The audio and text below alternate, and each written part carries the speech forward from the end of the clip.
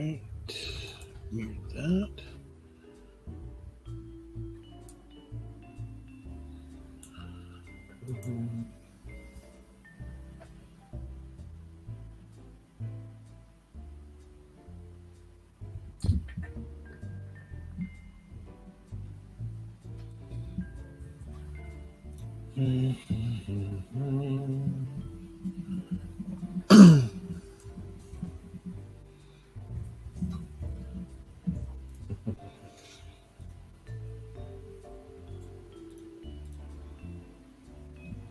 Oh, by the way, I know everyone can hear this. Anything you watched this week you want to highlight?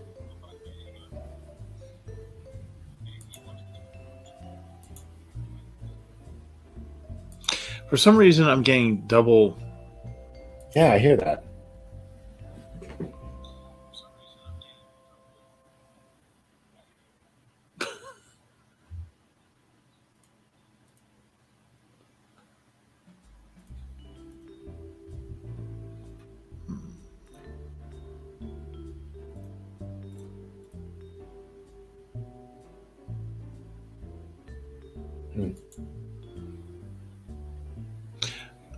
Oh, is that it?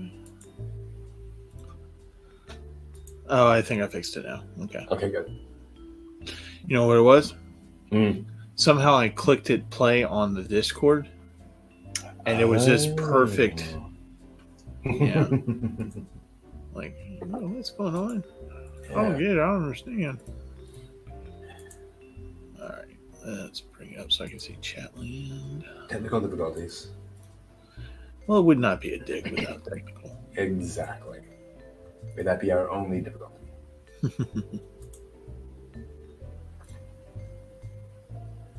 So yeah, were there any anime you wanted to feature today during the what we watched this week segment? I don't know. Freeform it.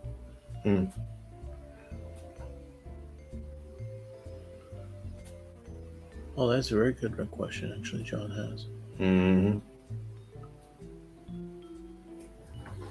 1 second. Hold on.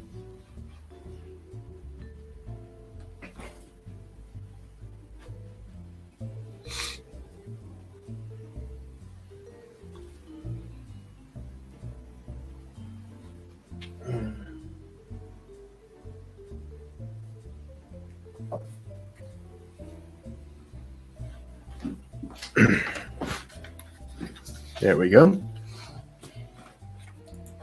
I do have something I can show off in that direction. Cool. I'm going to talk to that a little bit about on from my other channel. Yeah. Brian for Tardum Television.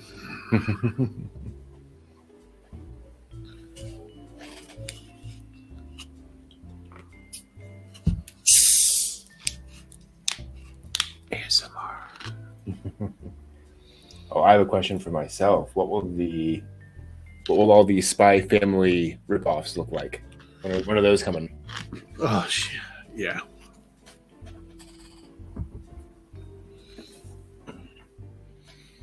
Although, granted, we didn't see a huge number of like Demon Slayer ripoffs, so yeah.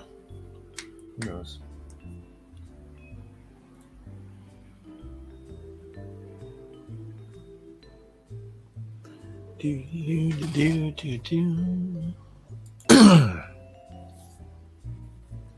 Right.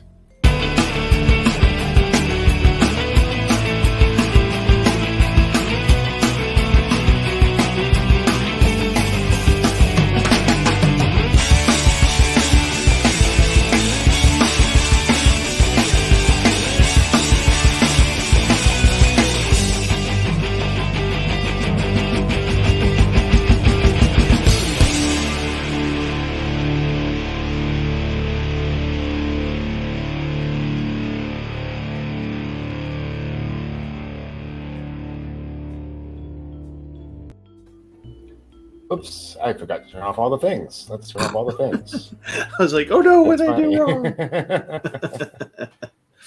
There we go. Hello, everyone. Hello. Welcome, archaeologists. It is Sunday night, and that means it is time for the Weekly Dig.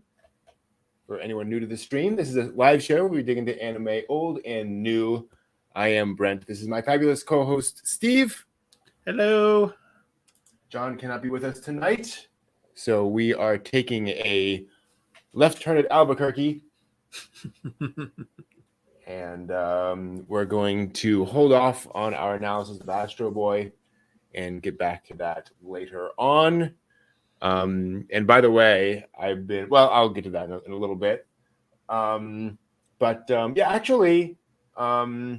let's talk about that. Normally we do our analysis, and then we talk about we do our break, and we talk about the stuff we've been watching recently. Let's do that now. Okay. And then we'll get to the Q&A here in a minute. If anyone has any questions for us, feel free to throw those in chat, and we will answer those questions shortly.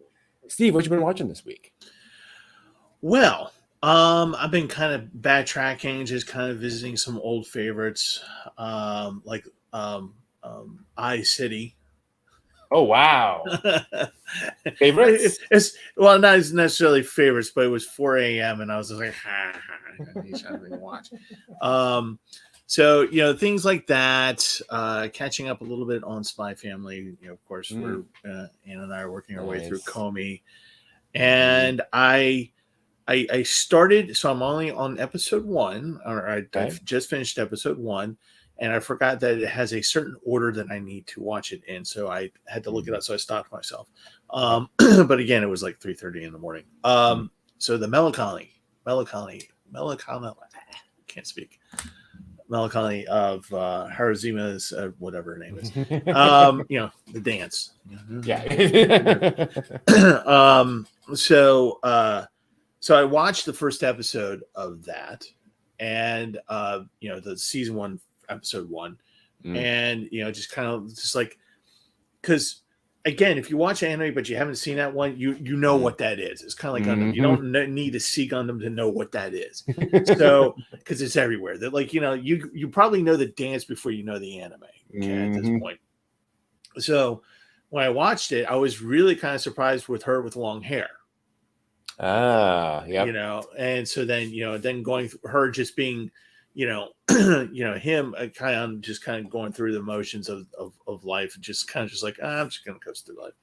And he has. Is this the actual first episode? Because first episode. It's chronological order. So it's him showing up at school, and then she's sitting behind him. And right. Yeah. And he's saying, I want to see aliens, Vespers, and all this stuff. And she says the same exact thing. And he's just like, eh. And so the first episode in season 1, like in the chronological order. That's why I had to stop myself. I was just like, oh no, there's a certain way I need to watch this. Yep. But it was amusing because again they go through like taking over the literary club space. And the poor girl, is just sitting there with her books, just like, I don't care. I just don't care. Let me read my book. You over here, that's fine. You want me in your club? Let me read my book. And they kidnap that poor girl. And they drag her, and she's just like, oh my God, I'm being kidnapped. What's going on here? And it just takes that weird kind of dark tone at first, because I'm just like going, wow, this could be like a really bad, creepy hentai. I'm like, oh. And it doesn't help. I think that is a bit of the vibe that they're kind of joking around with. And it doesn't help that she goes, and look, she's cute and she's got big breasts, and I'm just like, oh, okay, we're going there. Okay, great. No, but in all seriousness, it was amusing. It's fun. I can see how people would grab into this, but I can also see why that there's a different order that you need to watch this in.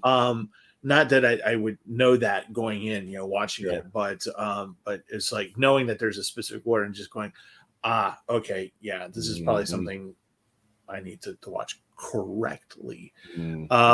So looking forward to that, because I'm kind of looking around after, and also I needed something little bit lighter after seeing Cyberpunk Edge Runners, which is outstanding. If you haven't seen it, you have Netflix, please watch it. It is outstanding. The soundtrack is wonderful, and you're going to need large amounts of copium to drink.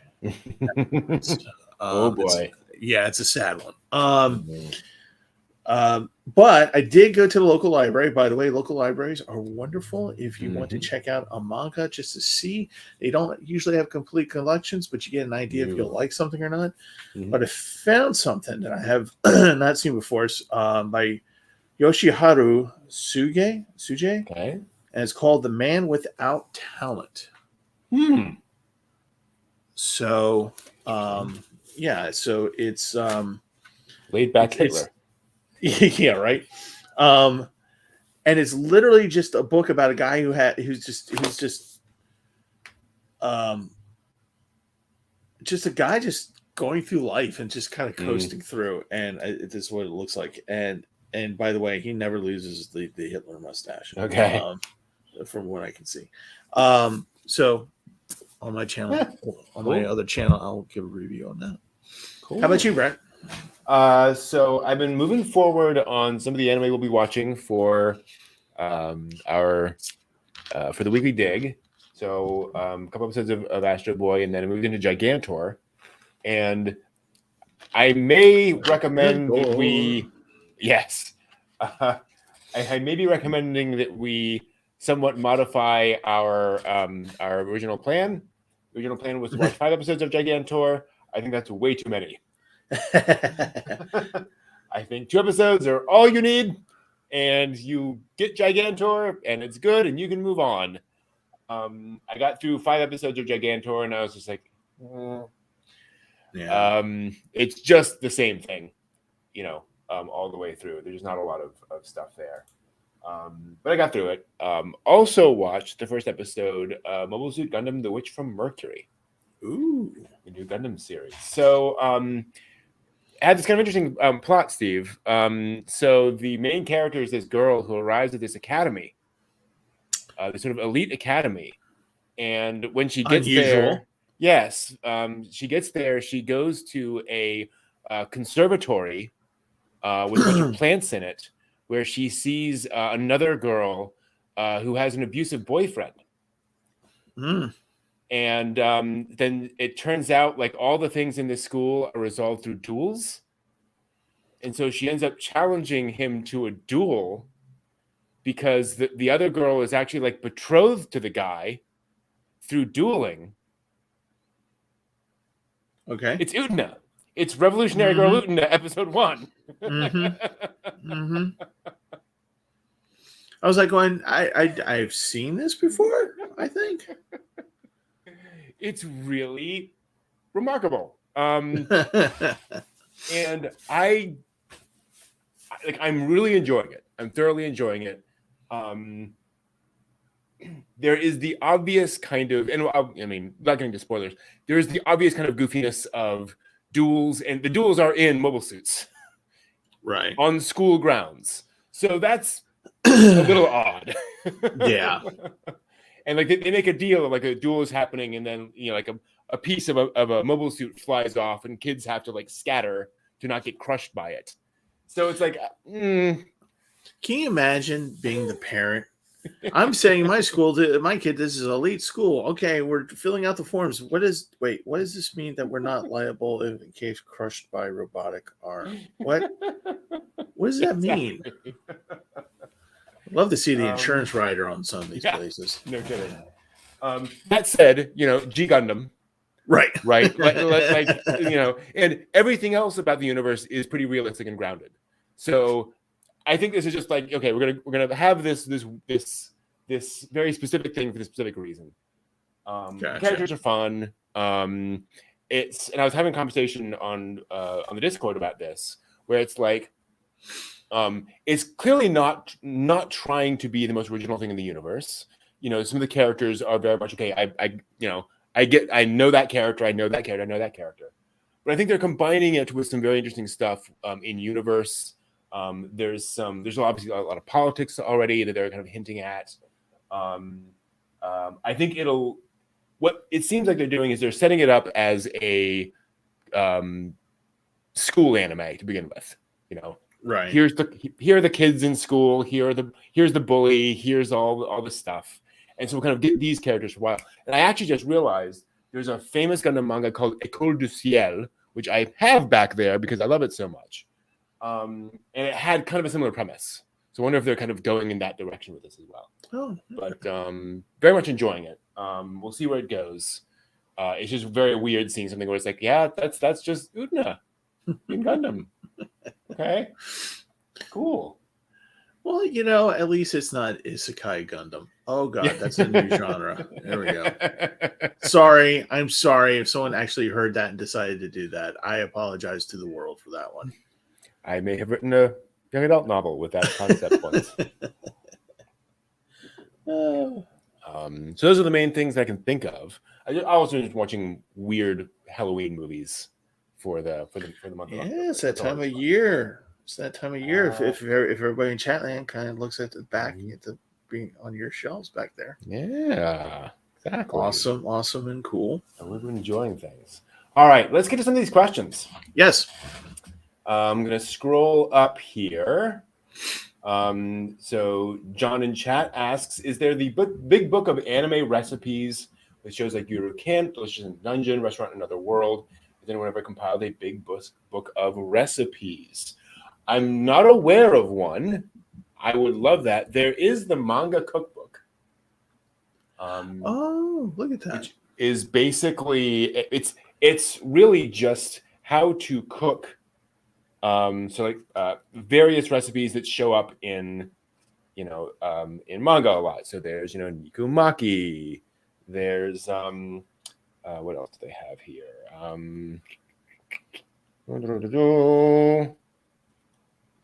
Here's tamagoyaki, and how to make all that kind of stuff. So it's more in that, kind of teaching vein. Yeah. Manga book of economics, whatever, right? Right. Yeah. That kind of idea. But it is like full scale recipes, and having the illustrations does help you kind of see how things come together sometimes. So understanding, okay, this is kind of how big this should look in a nori wrapper kind of thing can be very helpful. Yeah. So, I think right now there might be, if you search it, I'm sure that somewhere that if it's like a cooking base, like Food Wars or something like that, I'm sure that there is something that is, hey, if you like Food Wars, here you go. And it's probably like just a cover and maybe a couple of some of the recipes from the show itself. I do know that some cooking YouTube channels will bring those recipes in and do their own take on it. The one that's coming to mind is Babish Culinary Universe. Okay. Babish has this guy. He has a couple different shows. His original one is called "You Suck at Cooking," okay. But he has he and another guy will periodically say, "Here's a dish from this show. We're going to redo it." And so the friend does a lot of the anime ones. He actually did a few of the Food Wars. And Babish does a couple of other ones. So some people do that. Like I haven't done an anime one yet, but I've been doing like the Genshin drinks because in the game right now they're doing like this wine festival thing. Mm-hmm. So I'm doing my take on some of the on the other channel, the Tardum Television channel, under Brine. If you guys want to see it, nice. There's my shameless plug. Yeah. But that would be kind of cool to kind of have like a big compendium like that, like the D&D book, right? That you and I both got, and just having all that because was it Daemon? Oh my god, I just realized that. What about all the sugar candies from Daemon? Drool. Yeah, I know. I know there are plenty of YouTube channels that will do a given dish from, as Howl's Breakfast from the movie or whatever. Right. Yeah. But it's usually not, a channel that just does that. You did a quick Google. There is an animerecipes.tumblr.com. If you're looking for that. It's only 2.5 pages worth of results. So I think it launched, within a month and a half, and then they stopped. But there's definitely some stuff on there, and they have like a screenshot plus an image of the actual dish and then how to make it. But yeah, I think that is definitely a hole, if you will. I think that's a gap that should be filled. so to speak. I'd love to see that. There's certainly plenty of things you could go for. Yeah. What was the Isekai Izakaya? You know, there would be a great thing to pull from. Oh yeah. Let's see here. Looking up. Another question John has. What was the worst dub you've seen and what was the best? So worst dub. So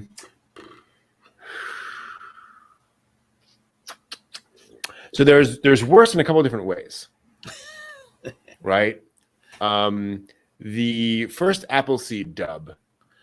Yeah.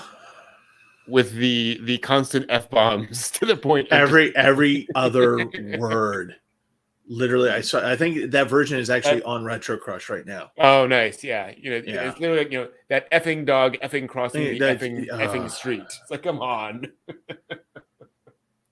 I curse a lot, and I'm like, after a while, I'm like, okay, we can stop now. Yeah. God, it's like listening to or watching a Richard Pryor movie. Geez. Yeah. Yeah, that was a bit excessive. See, I'm thinking back to just bad anime as opposed to yeah. I went to a used bookstore recently. I should talk about that. Picked up some things, but the they had on there Odin Photon Memory, the sailing ship in space anime. Oh, okay. Ever saw that on Sci-Fi Channel? I don't think so. But I think I know what you're talking about. Horrific. But that's just in general. Gosh, what else? In terms of I have voice actors that just the performance just didn't work. Not a lot of things where I'm just like that. You know, I can't stand the dub as a whole. It's also tough because you have early dubs where it's like, well, they didn't have a stable of anime actors to pull from. These are just random people. Well, that's what I was gonna say. Like, I wouldn't really put Speed Racer into the category of bad, right? Because of just the technology at the time and what they had to do just to get the thing done. Yeah. You know, the fact that they were able to do it is amazing. Yeah. So I don't consider that necessarily bad, but to me, bad dubs are fan subs. A lot of fan subs. Yeah. And that's kind of where I go. But there are some individual actors where I'm just kind of like, okay, all right, why did we hire this person? Because it's like every now and again, I don't have an anime that where it's all that bad, but usually there'll be like one or two people in there that just don't do a good dub, and it'll be like an action thing going on, and then what's supposed to be emoted as a terrified scream or a bellow of rage or whatever, and it's more like and you're just like, oh, okay.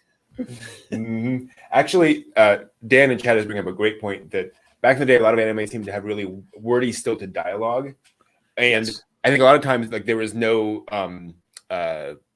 English translator on staff, so they just got the raw translated Japanese, which is just the words one to one. It's like that doesn't really flow the way real English does. No, there's something to that because every now and again you'll have a good dub, but then it'll just be, and it's almost always the same kind of line too, where it's just where they say something affectionate. Like actually, it was Sanders towards what's his name, the lieutenant, where he goes, "Come back alive, Lieutenant," and then it goes to the next scene. It's just kind of going, and it's just those awkward, weird pauses, and it's just kind of like. Oh, okay. Clearly, that was the point where everyone just said, "No dialogue, no nothing. We'll just let this. What can I do? Awkward silence play out."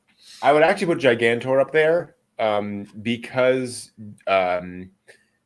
they do a lot of very strong accents, very fast. Yeah. So you have the let me see here. Something like, oh no, here comes Gigantor. Yeah. And you're like, okay. All right. Such a little thing to say, but so much to process. Thank you. All right. Yeah.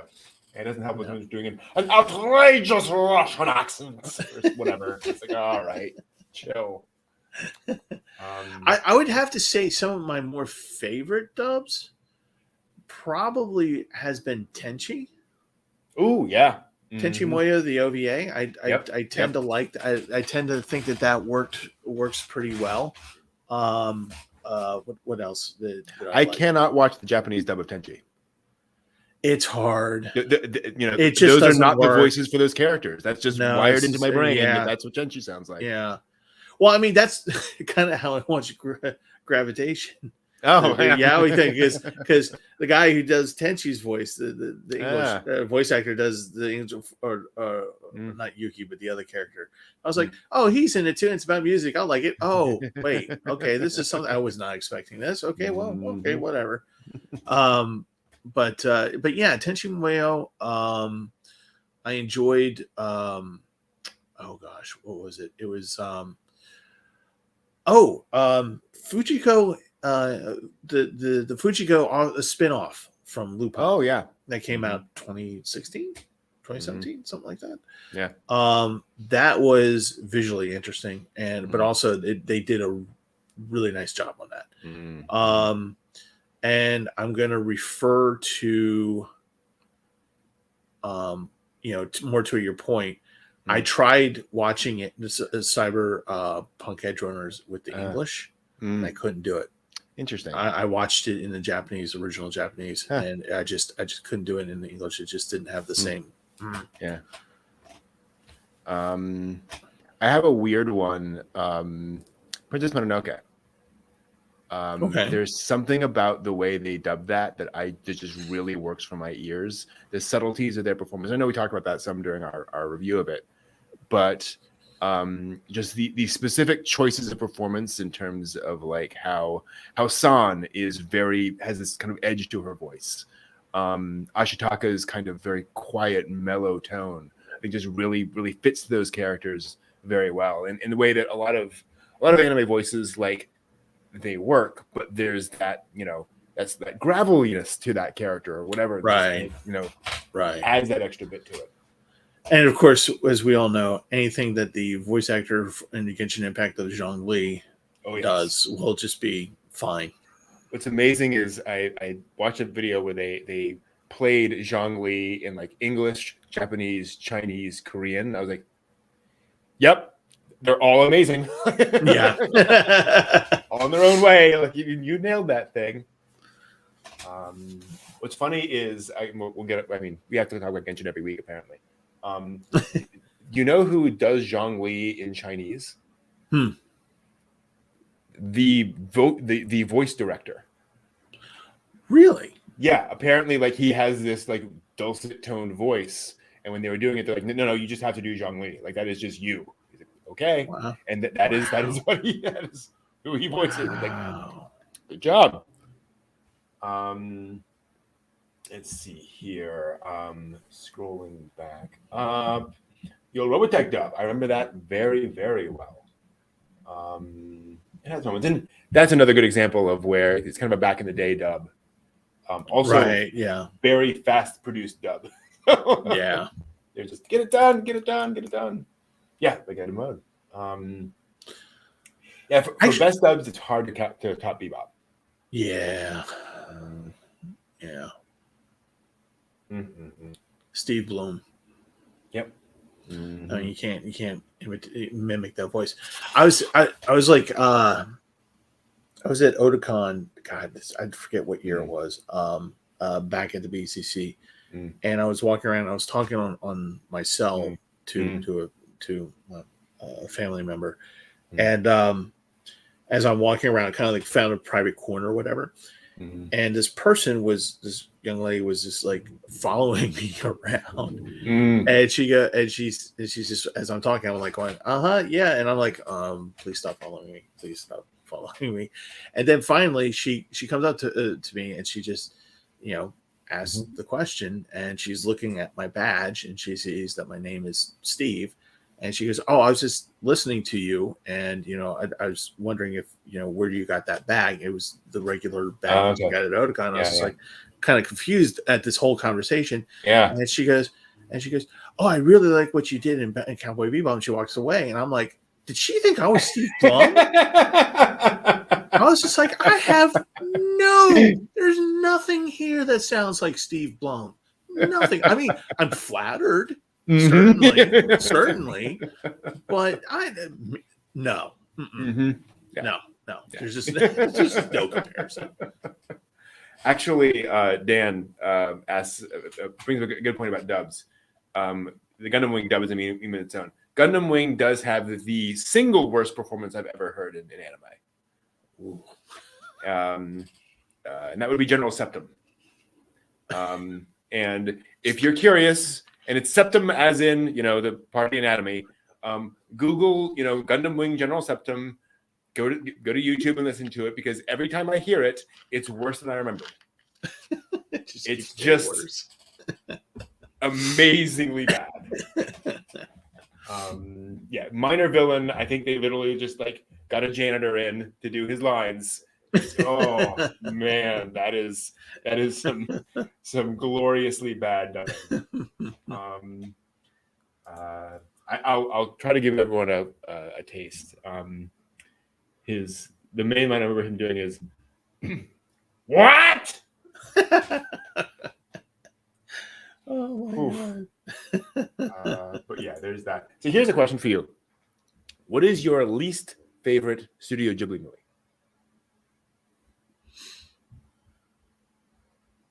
I haven't seen all of them. Sure. Doesn't mean it's bad.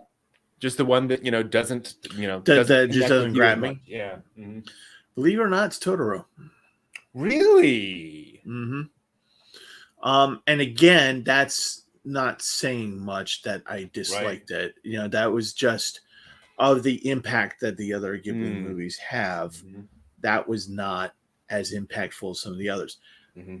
On levels of enjoyment, thoroughly enjoyed it. I would, if you said, "Hey, we're going to watch this," sure, I'm there.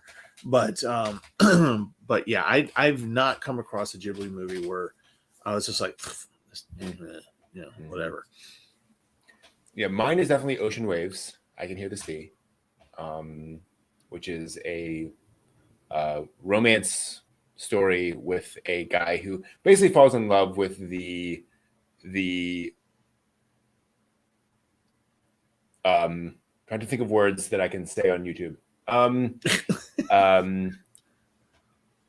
The girl in your class who is kind of stuck up and just kind of angry at everyone all the time. The one who's just and he kind of falls for her. And I just don't understand falling for somebody like that and why you'd pursue that person for 90 minutes of film. And apparently that is the point, that you can't help who you fall in love with, and he's kind of trying to redeem her, so to speak. But it just didn't work for me. And John in chat, Ponyo was probably my biggest disappointment for a Ghibli film, because I didn't realize it would be so aimed at kids as it is. It's cute, but the girl in Ocean Wave, she looks like any pretty girl in pretty high school girl, classic kind of thing. But she's kind of bullied by the other girls in school, and she has issues. Put it that way. It's kind of a weird concept.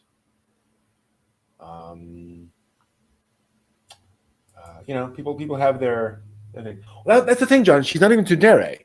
She just she doesn't want to date him. She doesn't want to date anybody. She just kind of wants to be left alone, and he pursues her anyway for the entire movie. And it's just like, dude, there are other fish in the sea. I don't know. Go on to someone who'd be more receptive. Yeah, exactly. Anyway, it's been a long time since I watched that movie, so maybe I didn't get it. Who knows? It happens.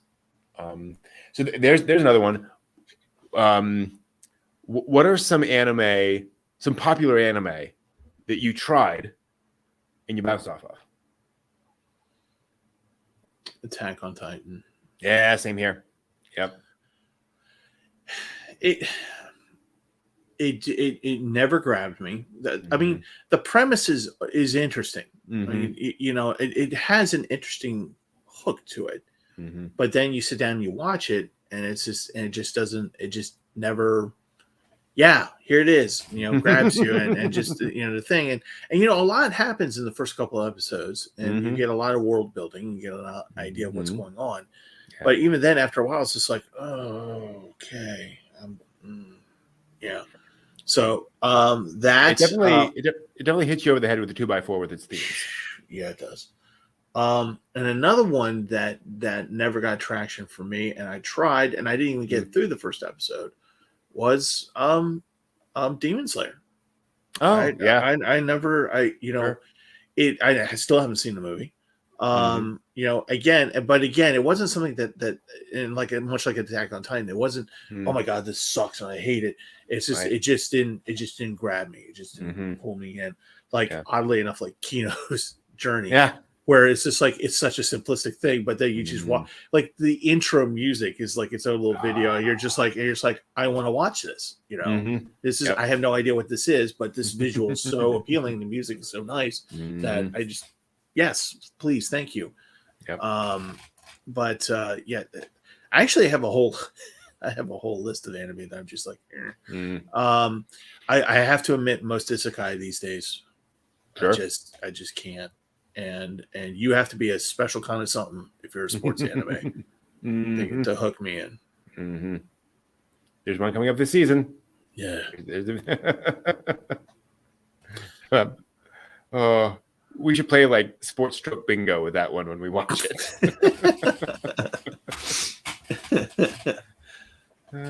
How about you?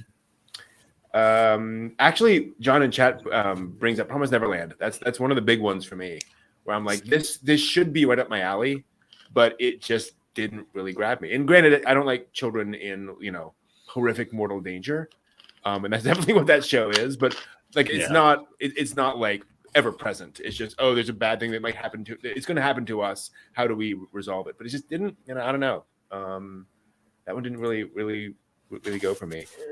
Funnily enough, Demon Slayer, like I watched the first episode and loved it, and then I trailed off like episode 6 or 7.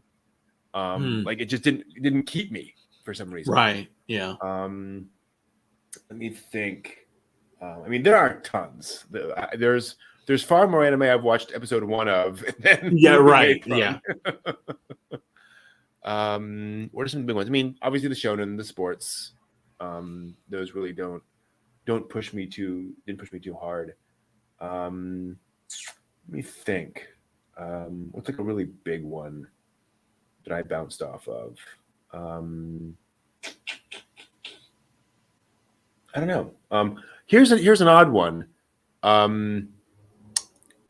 Initially, Cowboy Bebop didn't grab me that strongly. I liked it, I enjoyed it, but I wasn't like, oh my gosh, I have to watch more. And then I came back to it and really, powered through. Like a friend of mine showed me Bebop, and I was like, oh, this is really cool. And it took watching a few more episodes of that to really grab me for some reason. I don't know why. Oh, what was it? It's there was another one. God, now I'm blanking on the name of it. Akinobari Arcade. Oh, Abenobashi. That's it. Shopping District. Yep. Yes, that's it. I got that on a recommendation. And I told the guy what I liked, and he goes, "Oh, you like Tenchi? Then you'll like this." And I'm like, "Okay, great." So I bought the first DVD, and first 4 episodes. I watched it, and I was just like, "This is nothing like what I enjoy. I don't know what this is. What am I watching? What is this? I don't understand. I don't get it." I mean, I get it, but it's just like I don't understand the recommendation. I was like, it was weird. I hear you on that one. I had a similar reaction with Abenobashi. Like what I saw was very interesting, but also knowing the running gag about her panties, which is kind of like after a while got old. Yeah. Oh, Naruwe. Which one? Naruwe. That is a Tenchi ripoff, but from a girl's perspective. So she's an alien living on Earth with her father, and her father's kind of just a ne'er-do-well, whatever. And so she kind of goes through, going through Japanese schoolgirl life. And there's a guy who has a crush on her, and she has a little sister, and it's just like, okay, the little sister is Sasami, the boy who likes her is Tenchi, the ne'er-do-well father is Tenchi. You get the idea. And it was interesting and humorous for a few episodes, and then I was just like, I don't. And then it just like got to a point. I think it's like episode 6 where you're just like, where are we going? There's no plot structure, and I was just like, done. And the sad thing is that I actually have the complete series because I bought it on sale. It's sitting out there, and I still haven't finished it after all these years. I have a big one, Death Note. Okay, so here's what I'll say about Death Note for people who don't go through Death Note. I can understand why. Because it takes a certain mentality to go through that thing. If you're a person who likes Dexter or shows like Dexter or procedurals and things like that, Death Note's going to do it for you. If you're not really into those kinds of things, then Death Note is not going to do it for you. And also, Death Note has a lot of rules you have to keep track of, and there's so I get it why some people just kind of go. Also, I think Death Note for me got a little too absurd in its premise, or in a sense that like I couldn't wrap my brain around the cat and mouse game aspect of it with the supernatural element. There was just something too I don't know. There's something about that I bounced off of. No, I get it. I mean, Death Note is one of those anime where you like it or you don't. It truly is. There's no middle ground on that one. Yeah. I'm scrolling through the anime list right now to see if there's anything else that kind of jumps out. Not a huge amount. John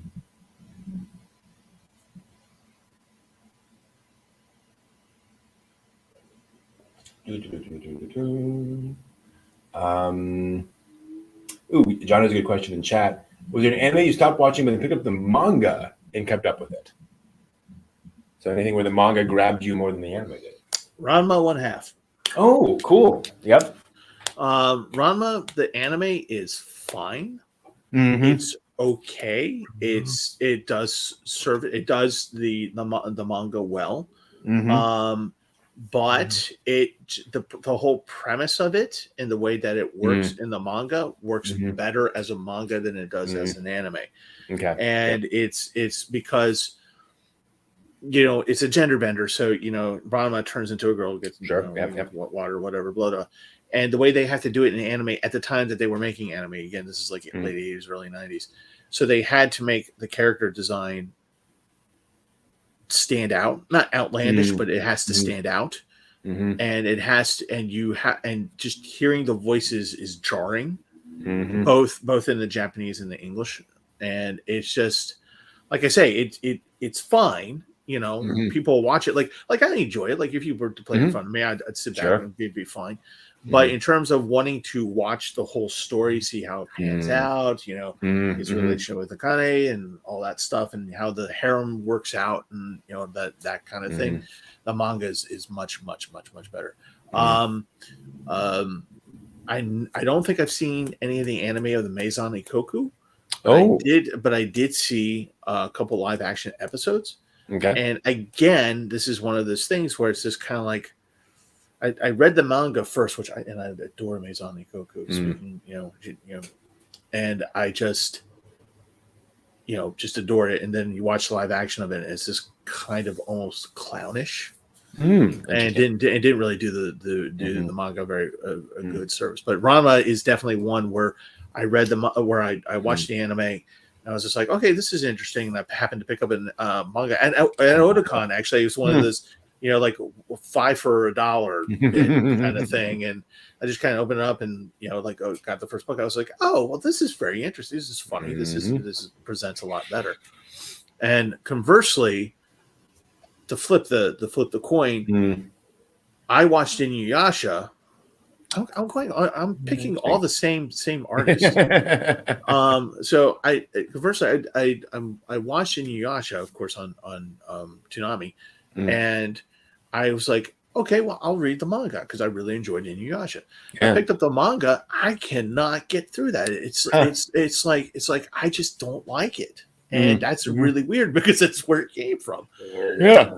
And it was like, it's like the same thing with Game of Thrones. I watched the series and I picked up the books and I was just like, no, interesting.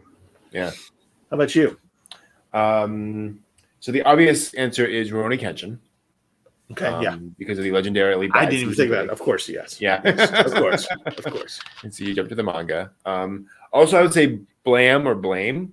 But then, there was only the one, weird little, 30-minute thing, and then they did the CGI movie. So you could only really get that in manga form. But definitely, I mean, even the weird anime, I don't think I would have been as into the weird anime if they had that series. That was just, they did the best they could at the time with no budget. But it was just like, I don't know what this would look like. But other than that, I mean, there's a lot that yes.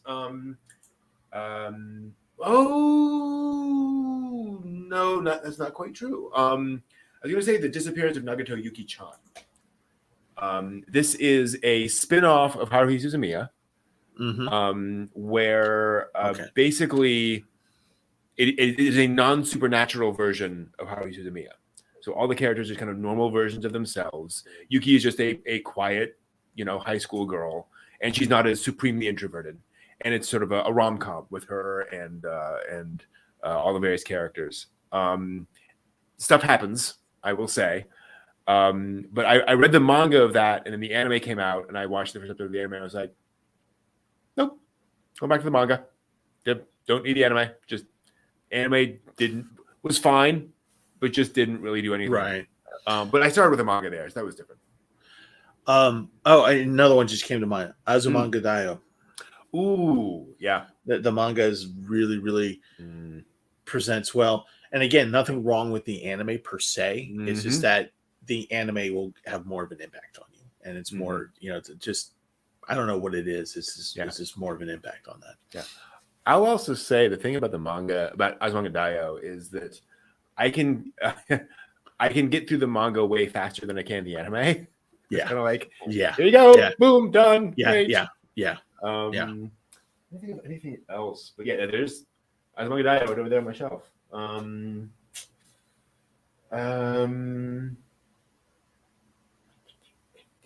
there anything else that I started with the anime and went off to the manga? Not that I can think of. And granted, at this point, usually I'll find the manga before the anime even airs. Right. So I'm usually starting with that anyway. One manga that I would love to see the anime treatment for, just to see how they would do it, and I think it would be done well in now that animation is where it is today, is Kurosagi Corpse Service. I know I've mentioned that in the past. It's one of the best, one of the better manga that I've read and over the years. And I would love to see an anime treatment for that. It's funny because I was thinking about that this week. I saw somebody posting something saying, what are some manga that should not get an anime or should not get an adaptation or something? And that came to my mind as saying, really, I think it could be made well, but I think that's one of those things that is much more likely to fail as an anime or live action than a lot of other adaptations. And where it might be just, keep it as a manga and then no one's going to get angry. There won't be hate. Right, exactly. But there are some manga that just are hard to adapt. Yeah. Yeah. Yeah, then they're definitely like MPD Psycho. I'd be curious to see how they do, but also just like, John asks, has there ever been a good live action adaptation of a manga / anime? First, I don't know what good means. Second, yes, Rurouni Kenshin. If good means faithful to the source material, you'll never be happy. Right. I mean, in all seriousness, you're never going to be happy. If good means that it's representative and it does justice to the anime or manga, then yes, there are some out there. And there's a lot of bad. There's a whole lot of bad out there, but there's some good ones. If you can get past the wig problem in the first Full Metal Alchemist movie, then Bleach movie, then then you would enjoy that. The first Full Metal Alchemist movie was fun. There's no it's not for those FMA fans out there. If you're looking for the deep FMA dive, that's not it. But it's fun and it does explore the characters. And what I'm problematic racial stuff. Oh, so right, yeah. Although they've gotten into that, and I think in the third version, Scars introduced. Well, no, I mean the reverse whitewashing. Yeah. But I would say of the ones that I've seen so far that I've enjoyed the most, instead of saying good, I'll say enjoyed. Is going to be Cowboy Bebop. Yeah. It had its faults, certainly. Sure. Yep. But I think it got a lousy. I think the critics were lazy on this one. Yeah. And but it was good. It did the series justice. And I will say, don't judge it by episode 1. Yes. Episode 1 is not terrible, but it's just not representative of how of the rest of that show. Yeah. I completely agree. Those are a great call out. And John and Chad, I agree. I really enjoyed Ghost in the Shell live action. The live action Hollywood version of Ghost in the Shell that is very faithful to the themes of Ghost in the Shell. If you watch it through to the end and see where they're going with a lot of the stuff there, it felt like you got it, and this feels like that world. And again, Rurouni Kenshin, just Rurouni Kenshin, boom, done. End of story. But if you want to laugh out loud at absurdity, watch the live action Death Note movies and watch the L movies. They're hilariously bad. Yeah. Could someone do a live action version of Akira? Yes. Yeah. And they've been wanting to do that for freaking years. Honestly, I think Akira is one of the easier ones to do live action. I think we have the technology to do it now. Yeah, certainly. if you have the special effects, it's not hard. And also a lot of here's the thing. It depends on your budget, right? Because the Olympic Stadium thing is just absurd. Right. Like a lot of these set pieces are really difficult. When you think about stuff like the hospital sequence, yes, it's people in big suits. It's weird things going on, but that would not be expensive to stage live action. A lot of the things in the movie are pretty straightforward. I don't think it's particularly hard to do. The question is why. Right. Like right. Yes, you could replicate all of those things and it would be a perfectly entertaining movie. And if that's what they want to do, they can certainly do that. I don't think it'll make fans happy. I don't think it'll make anyone else happy, but it could make lots of money. And that's the problem with making anime into live action. Actually, anything that's animated or comic books or manga, and you make a live action. The biggest problem is that, and this is not a problem for me, but for so many fans out there, which is they want, this is what I want, and there's reality. And there's what you can do and there's what you can't do, and there's things that you can say that you can't say, and there's things that but conversely there are avenues that you can explore as a result of that can be entertaining. Well, you saw the first Deadpool movie, right? Yeah, I've seen all the Deadpool. Like, I think that is a brilliant way to do it, right? Because that's not right. We are going to adapt this one comic storyline precisely for film. It was, we're going to take these various stories and these various characters, and kind of weave them into our own story that works for that character. And that works, really, really well. And John asks, would a series more strictly adhering to the manga be possible? The problem there, again, is budget. I think, Which series was it? Akira. Yeah. We're doing a series of Akira make more sense. I mean, if you're HBO Jesus. and you can do Game of Thrones. Yeah, that's what I was going to say. You need that kind of budget to do that. To do the comic book series. Because that's the thing that goes, here's the movie, and here's the rest of it. It's huge. Yeah, it's a big world, actually. Here's a big world. And in fairness, again, I think given where that story goes, I think with a reasonable budget, I think that would work. Not that it would work better, but you could again stage that in live action in a very doable way. In a world that has the Mandalorian, you can definitely make that happen. I think the problem with Akira, is the same problem why you should never remake 2001. It's because you hit it out of the park. On the first try. So there's no real that's the answer to the question why. Because you shouldn't. And just simply because it was done well the first time. Yeah, you're absolutely right. Everyone's going to compare it to that one, and you're always going to come up short. Yeah. Similar to Cowboy Bebop, right? Like the live action version, just no one could give it the credit it was due. Yeah. I would be intrigued to see, somebody do like their version of Akira, right? Like, what is the Robert Rodriguez version of Akira? Oh, sure, yeah. Where like it's not going to follow the exact plot, but it's near future, kind of cyberpunky, kids in the street find this psychokinetic child, right? Like, take that and run with it in your own direction. I think that'd be fascinating. And just make sure that the fanboys just understand that this is an interpretation. Roll with it. Yeah, exactly. Actually, and it's true, John. And the funny thing is, the Maltese Falcon, we think of it, is the third adaptation of Maltese Falcon. Yeah, they just got it right that time. Yeah, the Del Toro version. Wow. Ooh, the Guillermo del Toro version of Akira. Wow. Oh, yes.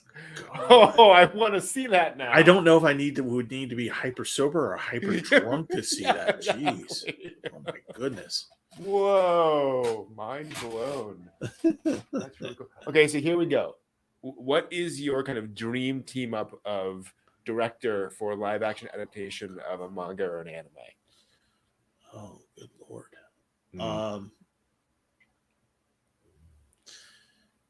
Villeneuve with Ghost in the Shell, because I think he can. Damn. Yeah. You got that. I'm gonna go Edgar Wright with Tenchi Muyo. Ooh. Yeah. I think it handled the comedy well and the action and all that kind of stuff. I think it would work.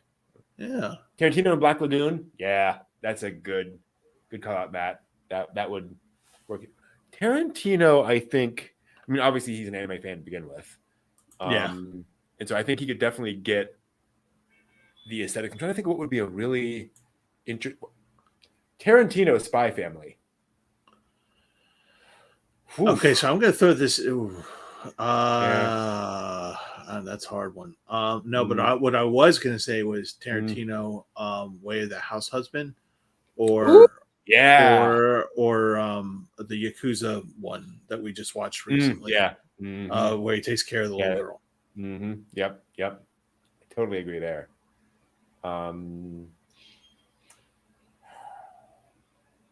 Man. Obviously Spielberg for anything Ghibli. I think that totally, totally works. It's a no-brainer. Good call. It's interesting. Spielberg's a tough one because he's become such a sort of chameleon of a director. Kind of like Coppola. where it's Right. like, well, I like there's no specific thing that I would imagine him doing, because he's just good at everything. They can do them all.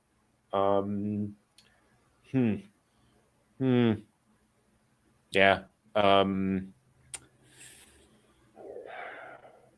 I would also do Taika Waititi for Tenchi Muyo.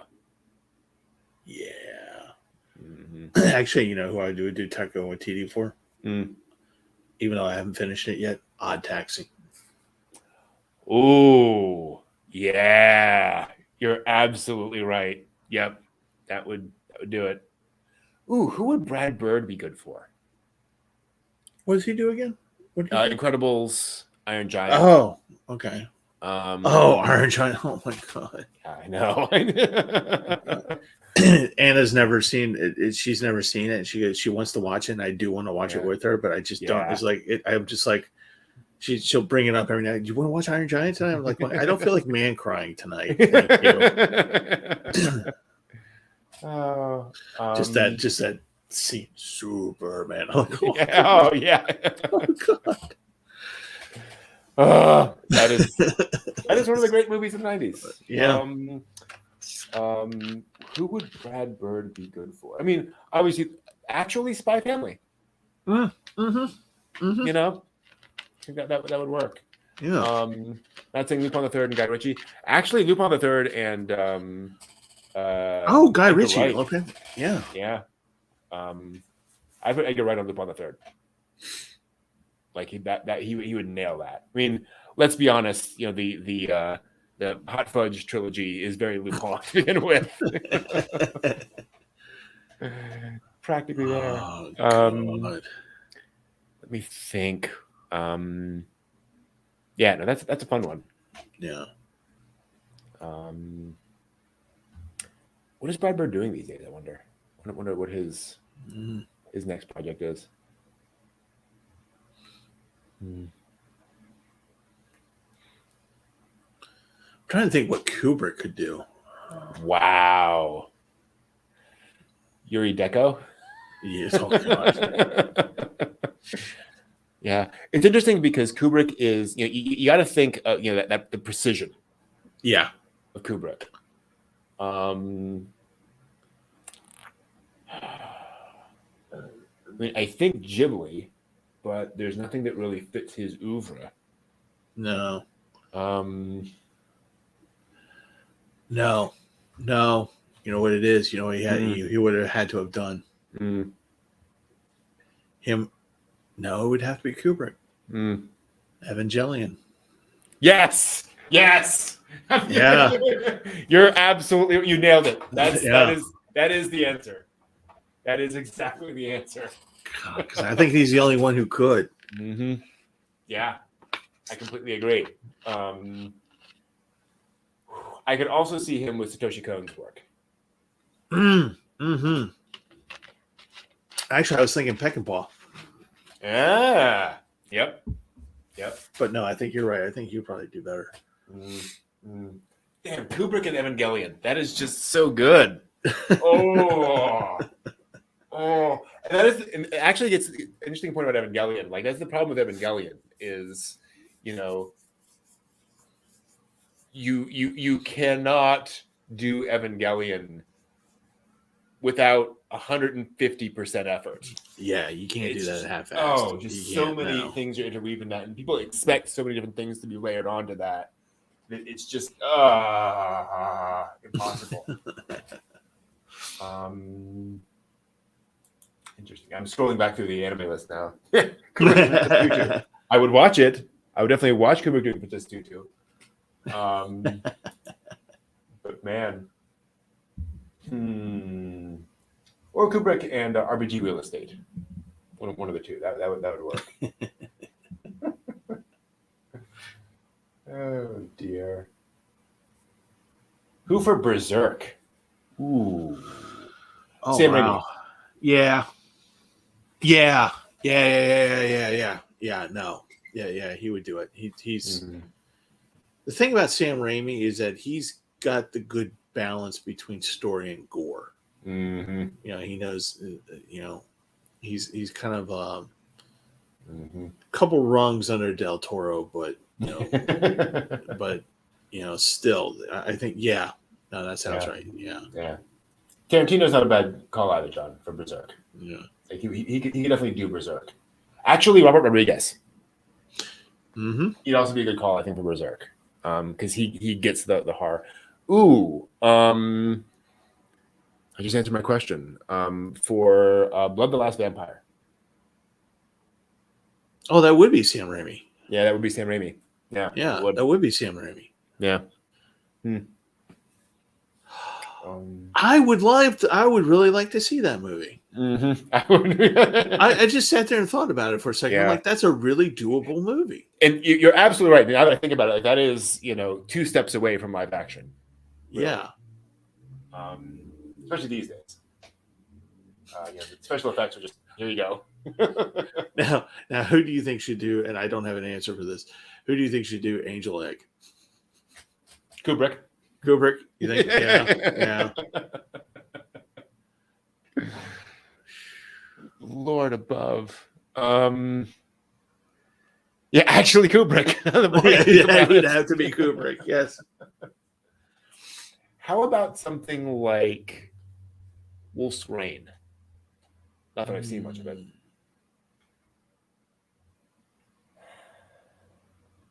You haven't seen much of it?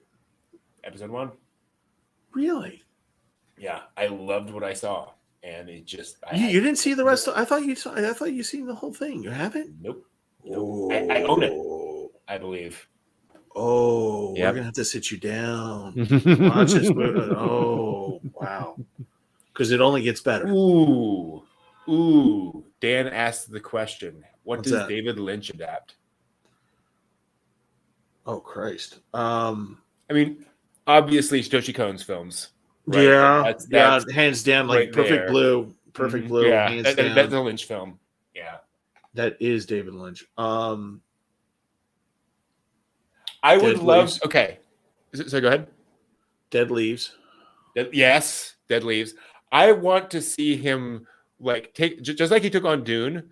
I would love to see him take on the most generic isekai series. Yes, just to see where it would go. Oh my God. David Lynch's version of a silent voice. What? No! You're right, John. What was the anime that we watched that started off with people getting killed in a ramen shop and then the big crazy car chase and they're in the belly of the whale? Mind Game. Mind Game. Yeah. You're absolutely right. That's Lynchian right there. Yeah. I think John and Chad also has. I think David Lynch also does Lane. He does Lane, but you know what? Actually, Death Note. Yes, you're right. That would be it for him. Yeah. That would. Ooh, he knows how to do it. Yeah, that one. Who does Kill la Kill? Can you do Kill la Kill live action? Yeah, that's the other question. I think if they had the ability to do it, I think Takiti. How you Takiti or whatever. Yeah. I think it requires that level. Yeah. I would love to see. Oh, okay. Here's the dream. Why am I forgetting his name now?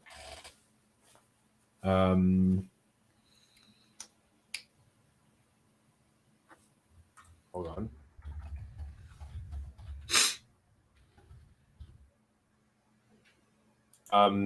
Kenneth Branagh directing Romeo x Juliet, the Romeo and Juliet anime set in a steampunk world where Romeo rides a Pegasus, done by Gonzo.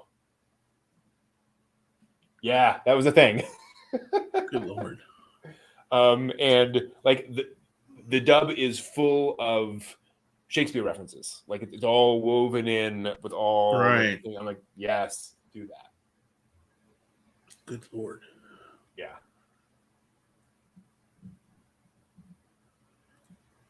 I'm just trying to wrap my head around that. Yeah. Yeah, look. If you guys ever curious, look up like Romeo Juliet anime, and you'll see this whole. It's a lot.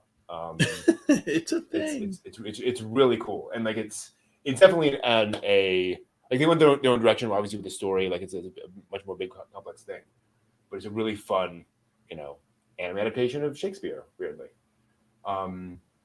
Speaking of, what is something you'd like to see adapted into anime? Oh, I got a ton. So right off the bat, the Marid Audran series, which is a cyberpunk series, science fiction,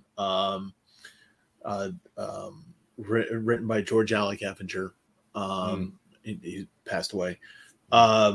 It's a series of 3 novels and a bunch of short stories, and it is very much early cyberpunk.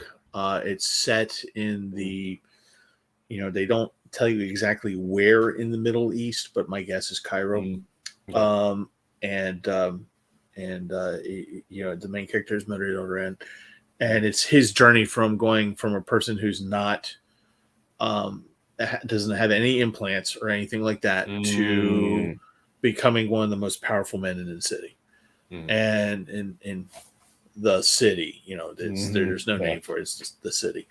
And it's a really gritty, grotty world, and it was written in the 80s, so it's definitely like that is cyberpunk. Like that is the definition of a cyberpunk story. And it's just I think it would just be an interesting and different visual and kind of thing going on there, and the story is not dependent upon the technology, which is another nice thing. The stories are not dependent upon that, and it's more of a noir series, like a detective noir kind of thing going on. Okay, cool. So there would be that. There would be Songs from Distant Earth by Arthur C. Clarke. I mean, a lot of stuff from Arthur C. Clarke you could probably do. But that would be one that comes to mind. Yeah, Rendezvous with Rama would be a really cool anime. Oh my god! Oh my god! I just about slogged through that, and I just was like, by the end of it, I was just like going, like I felt like my brain was like turned inside out. Let's see, if you wanted to do kind of like a colonizing epic, you could do Red Mars by Kim Stanley Robinson. There's of course Altered Carbon, which there is actually an anime not based on the actual story Altered Carbon, but it's based in that world and on that character Takeshi Kovacs. And it's called Resleeved, so if you happen to see it on Netflix, watch it. It's pretty good. God, I mean, I could go on forever. How about you? Dune has long been one of my answers. Partly because you can do Dune Messiah, you can do Children of Dune, you can do all those storylines.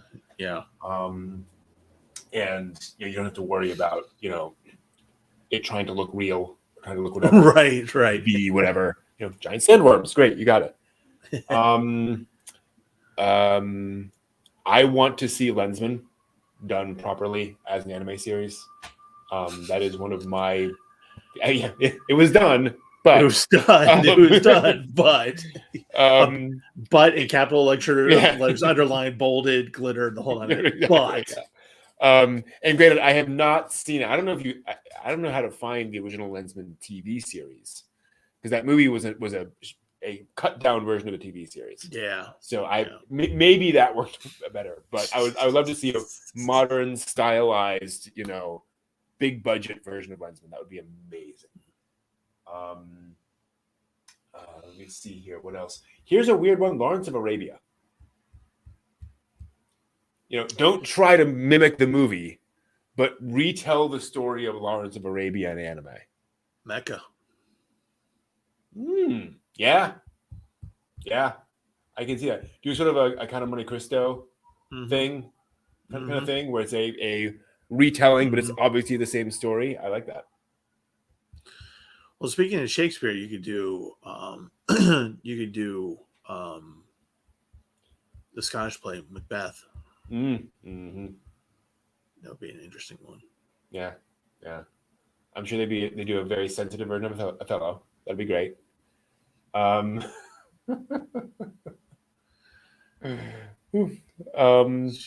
What else would be an interesting version? An interesting thing adapted into anime. I would love to see Shakespeare in anime. Honestly, I'd like to see more of that. I think there's a lot of possibility there, especially given that it's okay to shift around Shakespeare and say, okay, we're going to do it in 1930 Chicago or whatever. Right? You can kind of play around. Well, that's the thing about when I was at CSC, Chesapeake Shakespeare Company. That's the thing is that you can literally take that play and dump it into anywhere, or not just play, but his plays, just about any of them, and dump them anywhere in the world or the fantasy world, whatever. God, what else would I would like to see? Oh, it was damn it, it was Drew brain fart. Yeah. I would like to see. It was. It would have to be a movie version of it, but it would be. But it wouldn't be a series. It would be a movie. It wouldn't even be an OVA. It would just be a movie. Marooned. So, Marooned. I believe. God, it was a movie in late '60s, early '70s. Okay. And it was about a crew that in an Apollo style capsule and called Iron Man 1, and the engines fail. Okay, sorry. No, my mind went something else. Continue. Oh, okay. and it fails, and the book and the movie are about these three people dealing with this situation and trying to get back home. Okay. Yeah. What are you thinking? I'm trying to remember the name of it.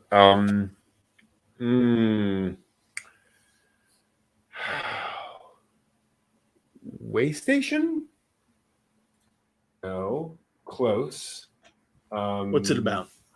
So humanity discovers a space station on the other side of, I think, Neptune, something like that, that has a bunch of ships docked onto it, and it's abandoned. Some alien thing. I don't know this one. They discover that they have all these pre-programmed locations all built into them. They can kind of jump to and jump back from. The problem is they don't know where they go or how long the ship will stay there. So people get paid large amounts of money to go in on these ships and go out because you may not come back. But if you come back, you're wealthy, basically. And so basically you do and there are single seaters, 3-seaters, and 5-seaters. And so it's very much about kind of this, and the conceit is the man is actually telling the story to his psychiatrist because of what happened to him. And it's kind of unraveling how everything went very poorly on one of his trips as he went out and came back. And it's just one of those very science fictional things, it's set on this alien space station that's then been sort of converted for human use. You have these alien ships that you're kind of bouncing in and out of, and it feels very anime to me. I agree with John entirely as well. Ringworld would make a fantastic anime. Yeah. Ringworld all day. So, Kurosawa, did do Macbeth, Throne of Blood. Interesting story about that is that he held off on production of that because Orson Welles was it Orson Welles making his own version, and he didn't want to do it at the same time, so he waited for that version to come out. But the Throne of Blood is, and I have it, is considered probably the best adaptation live action movie adaptation of Wow. Macbeth. And for those of you who haven't seen it yet, go. Yes, please go see it. You will enjoy it. There's a scene in there where Macbeth, or the character who is supposed to be playing Macbeth, is running around and arrows are being shot at him. Those are real arrows being really shot at him. Wow. Yep. And he's being given visual cues from behind the camera of people literally just going, stop. Stop.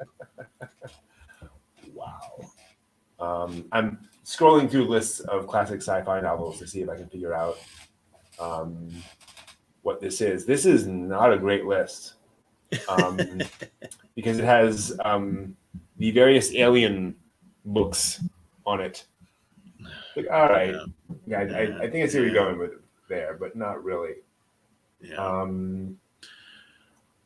I mean, you could turn Blade Runner into an anime. Yeah, that's easily. Yeah. Actually, they already have. Yeah. They already have. Never mind. Like I said, Waste Station. It is Waste Station. Okay. Was it wait. Let me double check. Nope, not Waste Station. Waste Station's an amazing book, but it is not Waste Station. It's something like that. Oh, I got one, and it would be totally. I got two, and it would. One would. Okay, so let me get the first one out of the way, just because it's Gundam-esque, in a way. Babylon 5. Yeah. That could be an anime. Definitely. But here's the one that it kind of flopped as, and I watched the whole series and I adored it, but it is a flop. As a live action, it would probably do really well as an anime. Is Lex? It's true. It's true. That would work. Edgy as hell. Very well. Yes. I mean, it's basically Quasar Stigmata right there. But yeah, no, I'm with you there. Oh boy. Okay, yeah, I need to close this tab. Moby Dick, really? Let's see here. Gosh, that's gonna annoy me. Caves of Steel, Isaac Asimov. Yes.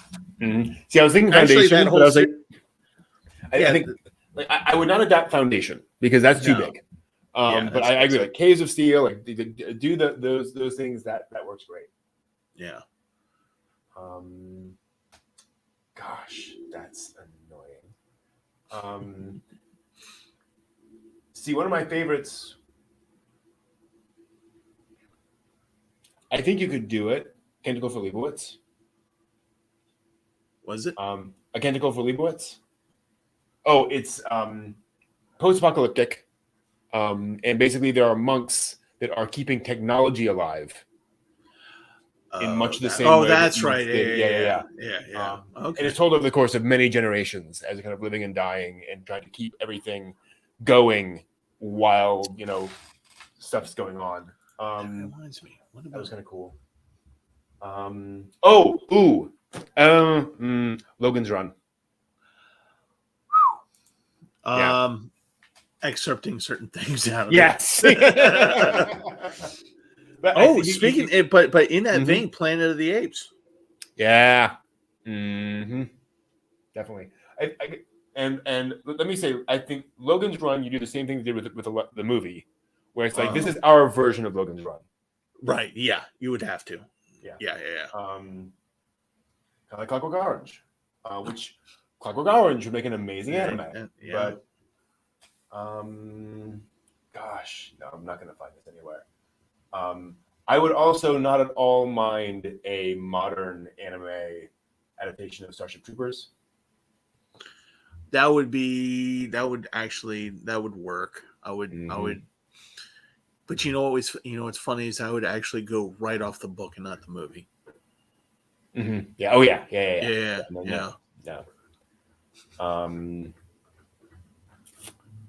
Yeah, and I think that is one of the advantages. That you can take these things and kind of rethink them for modern times and so forth. Zardoz. No. Oh God, no. Or if you're gonna do it, just go Yowie. Just go. Yeah, exactly.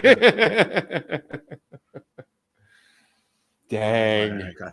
But no, wait. Actually, Sean Connery was in another movie, 1982, 83. I mean, there's already a Highlander anime. Otherwise, I'd say Highlander. No, wasn't that? Was Sean Connery. It's sci-fi. Let me see if I can find it. That's why I just looked it up, and one of the things just said, "Did he have dementia?" I'm like, I don't know. He's kind of intense, though. Gosh. Okay, let's see if I can find his. Let's do it that way.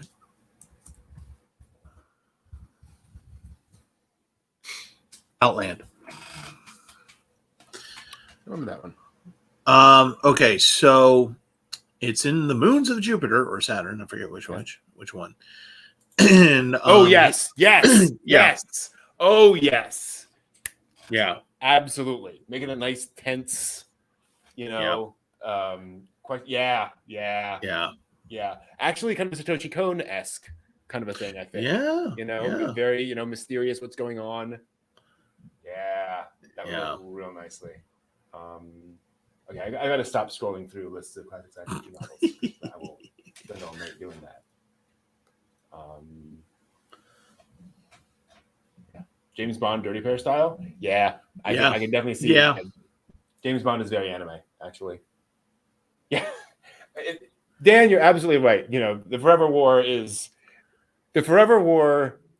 Its themes are as in your face as anime often is. I think it would work really well. Where's that, okay? It's very much what the Forever War feels like. Got your point. Oh dear.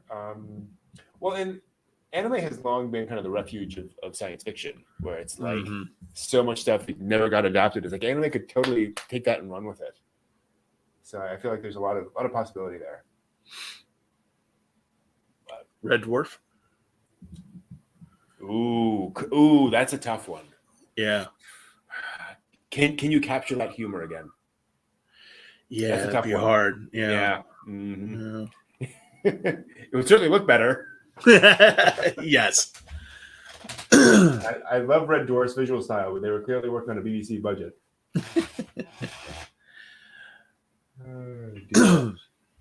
How about Doctor Who, actually? Doctor Who, I think, is crying for an anime adaptation. I think you could definitely do. It was like a one-off, just some fun little Doctor Who adventure. Like just a short story arc. So, nothing big, but yeah. You're right, John. I think comedy is really hard to adapt. And yeah, it is. Actually, you know what should get the anime treatment is the Moon trilogy, of which only 2 movies have been made thus far. So it's have you seen any of the ones? One is what are they called? It's called the Moon trilogy. It was a very science podcast. No, Duncan Jones. This is a pretty recent one. So one of them is called Moon, and it's about how this guy's about to come home, and then he gets into an accident, and then as he is being repaired and whatever, his clone shows up. Interesting. And then that's all I'm going to say, because it goes further from that. Then there's another part that's linked into that. And that one is Mute, which is a guy. This is set in the near future, like 2100, thereabouts. Yeah. And oh, by the way, Moon is set on the moon. Okay. And Mute is more of a cyberpunkish kind of thing. Judd Rudd, Paul Judd Rudd. Anyway, So this guy who belongs to a religious sect that does not believe really in technology more than you need, Okay. and he lost use of his vocal cords in a boating accident, and so he can't talk, and so he's working as a bartender in the city, and cyberpunkish stuff, and his girlfriend disappears, and it becomes a mystery. Okay, cool. And it's kind of sad, but it's a good story. Cool. I like Federation's idea of A-Team Cowboy Bebop style. I definitely, A-Team definitely I feel could be an easy anime. Yeah, that's cool. I don't know if I'd want more of a classic Doctor Who anime or a modern Doctor Who anime. Like there are parts of me that would love like a 1970s style aesthetic. Yes. Anime series, but I don't know. We could always do Stargate. Yeah. Ooh, actually, yeah. Stargate would fit very well, I think, into anime. Yeah. You can go a little bit, further than they went, visually. In the live action series. Yeah, that'd be cool. I loved that movie, by the way. The original Stargate movie. That was with James Spader. Yeah. Saw that in the theaters. Just, yeah. That was an experience. Or you could have E.T. the anime. No. Goes into a whole different direction. No.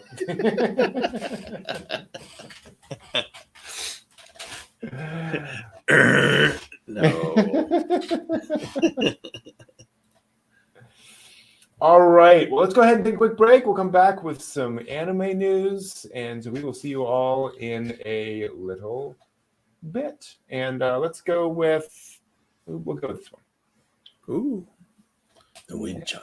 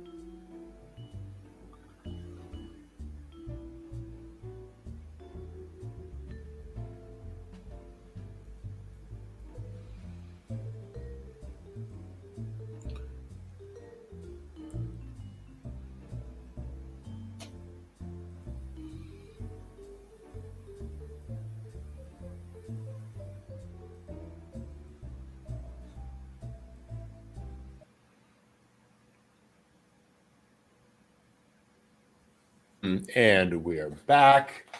Welcome back, everyone. There. Do you hear that?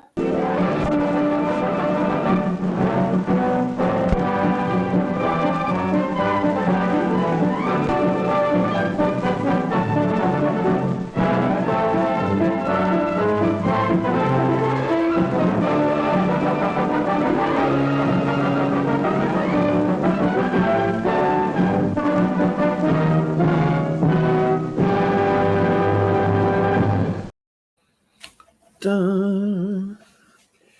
The hat. And the hat is back. The hat.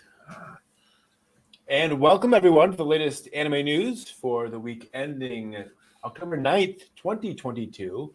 We don't have any of the fancy stuff today. We're just going to talk through a bunch of anime news this week. Honestly, not a lot happening. Pretty quiet. I think probably the big one would be more Evangelion. Because you can't have enough. The official website for the EVA franchise, because they have a website. Not all anime do. But, they revealed on Tuesday that the Blu-ray and DVD releases for EVA 3.0 plus 1.11 will include a bonus video when it ships from Japan titled Evangelion 3.0 minus 46 hours. Oh my God. Why? Okay. Now, the film ended its theatrical run with a pamphlet that had a manga short entitled EVA 3.0 minus 120 minutes, which was some events that occurred 2 hours before the previous film occurred. And Studio Kara confirmed on Twitter it is making this bonus video. Wow. So who said Evangelion's gone? Right. I hope the short is actually like 78 minutes. Yeah, right. Define short. Like, no, actually, it was just like a whole other thing. I mean, it's smart, right? You know, Right. Sell the disc and add something on there that everyone has to see, everyone has to watch. Here's the question: like, do you think it's going to be story relevant? Like, will it reveal anything, or is it just going to be like a little side story of some random characters? I think it's going to be a side story of some random characters, because if you were to actually do something that was significant, then everyone would be just like, okay, so when's the next movie coming out? Mm-hmm. You know, it's just kind of like, no, please, God, no. We're done. Please tell me we're done. Yeah, exactly. Well, what I'm most curious about is like, who wrote it? Like, is this an official Ano thing, or is this just like, here's something on the cutting room floor? I don't know. Yeah. Who knows? There's an idea. Let's see here. Other fun one. Dropkick on My Devil also has an official website where they announced that they're going to launch a new crowdfunding project to help fund an OVA in the Dropkick on My Devil universe. They're going to try to crowdfund a 4th season. Oh, wow. Which is pretty cool. That's the thing. Staff explains to make a one-core anime, so roughly 12 episodes. The production cost is around 300 million yen. So it's about $2 million US at the moment. The staff explained that they do not have, quote, the power to raise that kind of capital, end quote.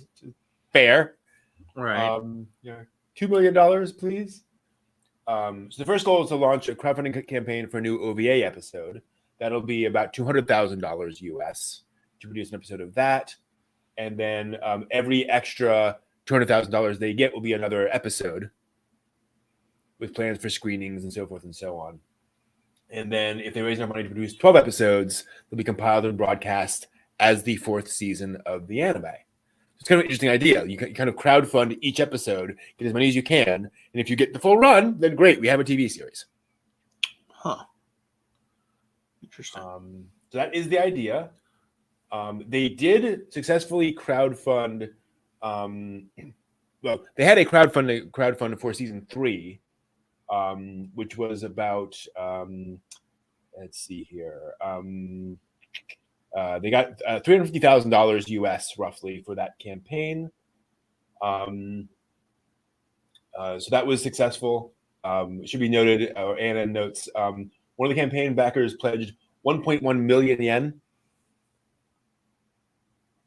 So there are some real fans of Dropkick on My Devil out there. Yeah. Wow. Be impressed. So yeah, here's hoping that works out. Right. Indeed.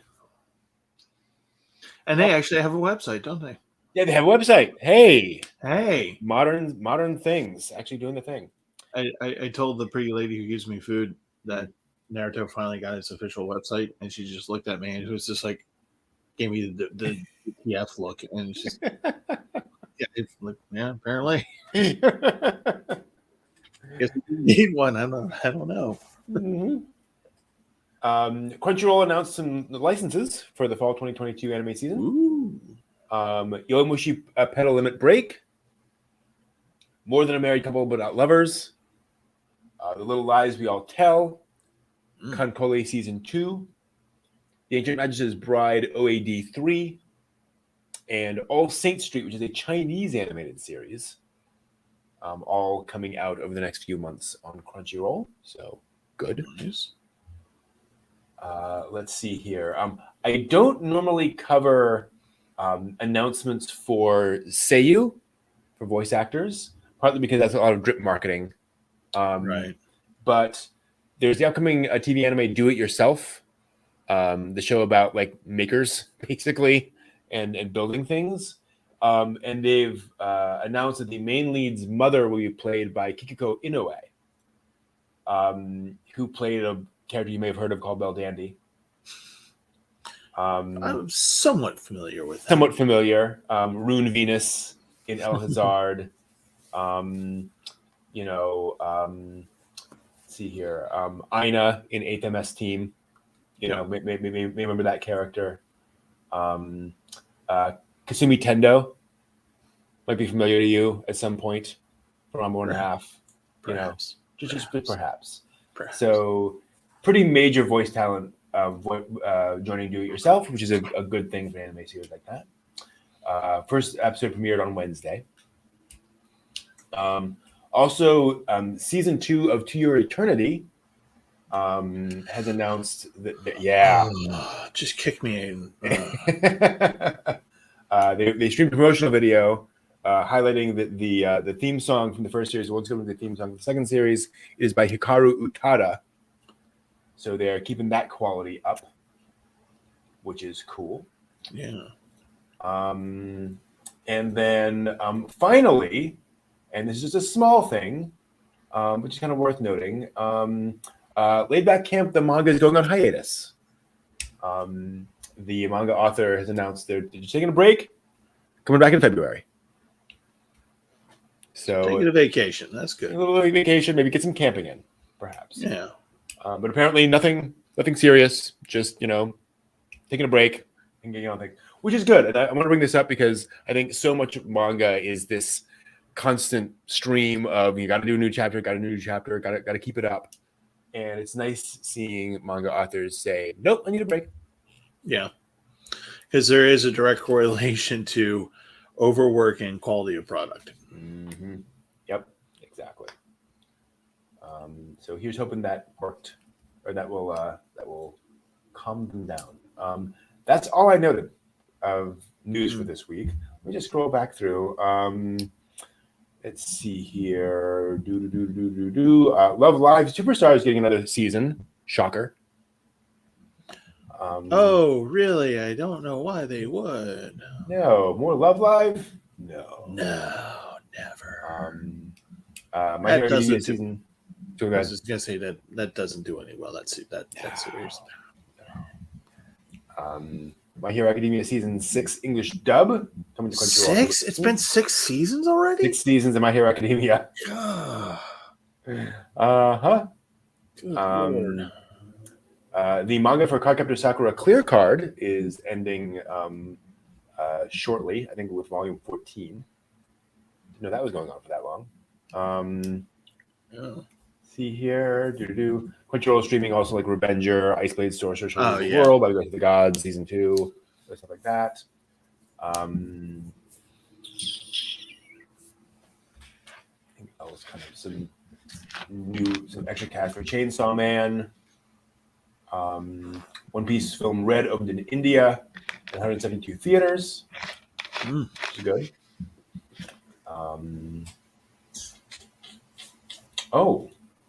That's interesting.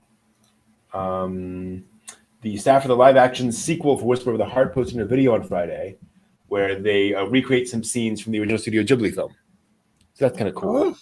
Again, it'll be a different story, but they said, let's go and stage a few things. That's kind of cool. Be curious to see where that goes. And the poster, one of the posters, is them on the bike riding across, like the end of the movie. So that's kind of cool. So that's nice.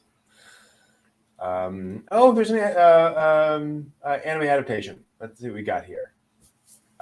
Hoshikuzu Telepath is getting a TV anime from their Twitter account. No word on a website. Stardust Telepath, other term for it. It's a 4-coma following a shy girl named Umika. And one day a transfer student named Yu appears. Dun, dun, dun. It turns out the transfer student is, of course, an alien who can read others' feelings and can only do so, though, by touching her forehead together. Oh. Okay. So two cute girls touching foreheads doesn't mean anything at all. Suddenly, Yuri fanfic just went. Right. Yep. Also, the Great Cleric manga series is getting an anime adaptation. Let's see here. Based on a hit light novel series, salaryman isekais to become a healer. Basically, is all I can find about it so far. That's fine. Hopefully that'll be fun. Yeah, exactly. Japan, keeping it classy. Let's see here.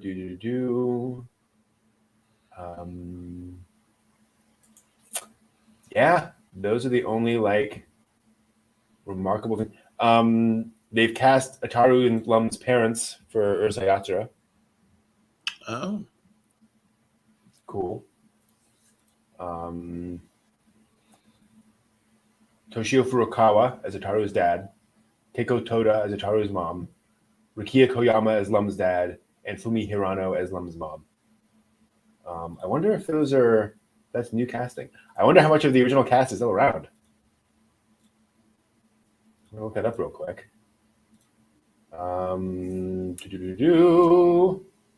Wow. Hold on. Oh, that's interesting.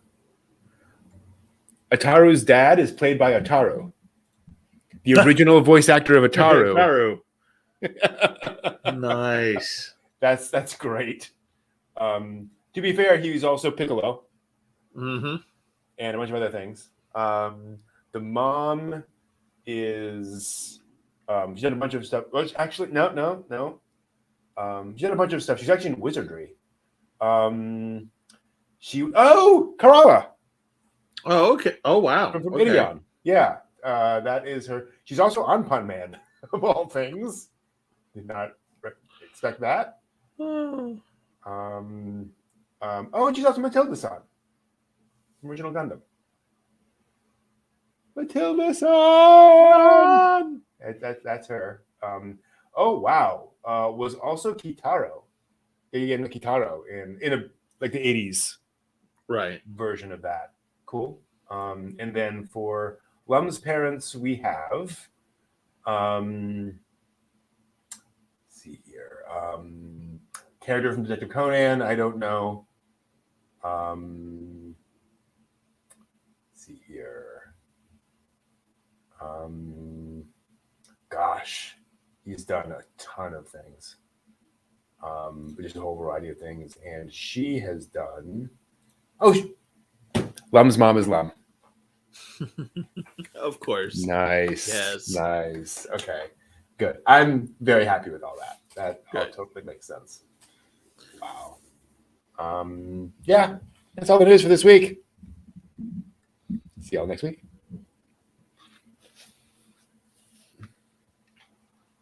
No, I think we're okay this week. Don't really see much this time. Yeah, it's fine. I forgot to do anime. I always forget to do anime history. Why is that? I don't know. There's always history. So let's pull up the history. That's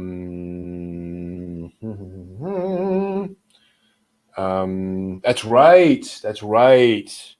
There is quite a There is quite a what just happened? There we go.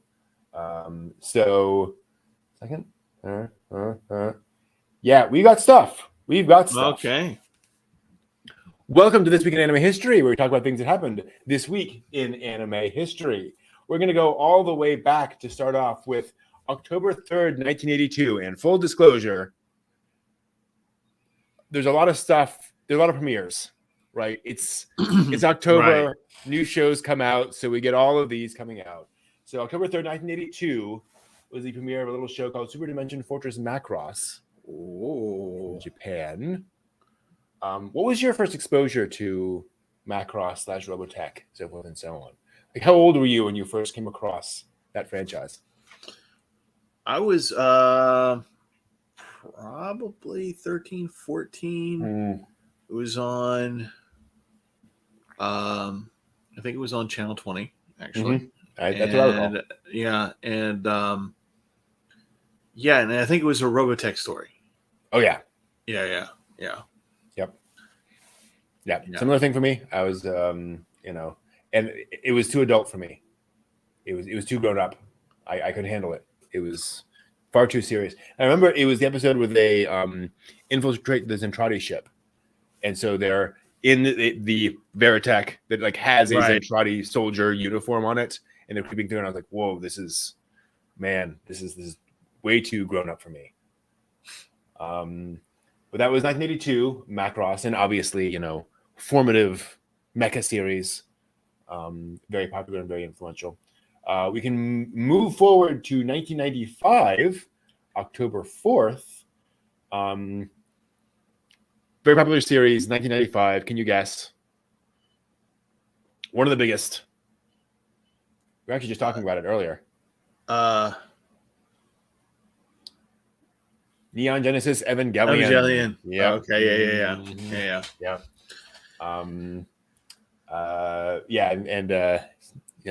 Second Impact happened October 4th, pretty much, when that came out. I would love to see how long it took for that show for folks to kind of to realize for how much time it took for that to kind of gather steam after the premiere. Well, I was gonna say I don't think I watched the entirety of it until it came on to Toonami, and then I was like, "Oh, I know what this is, and I should watch this." And I watched it, and then got very angry at the end. Yeah, I have a really weird history with Evangelion because I got the first disc when it was first released by ADV Films, I guess AD Vision back then. And I think I still have a copy of that because that's not, they changed that and re-released it because of problems they had with it. Like it's not the like coding on the DVD was not great. The best. Gotcha. You cannot get that disc anymore. Like even when they went and did the box set and so forth, it's a different set, like a whole different menus, everything, that stuff. Wow. Watched that first and loved it, and then never watched any more of it for years. And then I watched the end of it. So I watched episodes 1 through 5, and then 25 and 26. Wow, weird. We can then that's like starting your life, then falling down and having a coma, and then waking up at the end of it and going, "What the hell happened?" Yeah, pretty much. Jesus. Well, fortunately, the thing about Evangelion is that I couldn't escape it. Yeah, that's true. Yeah, I knew everything that happened. Like, the plot was no surprise. Everyone said, "Oh my gosh, the ending's so crazy." Everyone hates the ending. I was like, "Well, I gotta watch it now and see what everyone's talking about." I gotta show you Evangelion Redeath someday. We can now fast forward 7 years to October 3rd, 2002, and the first episode of Naruto on TV Tokyo in Japan. So, but no website. No website. Couldn't have a website in 2002. But yeah, this is one of those things where you think back and you're like, man, could anyone have predicted that 20 years later they would still be doing new episodes of Naruto? Obviously it's Boruto, but still. Yeah. Man. What a franchise.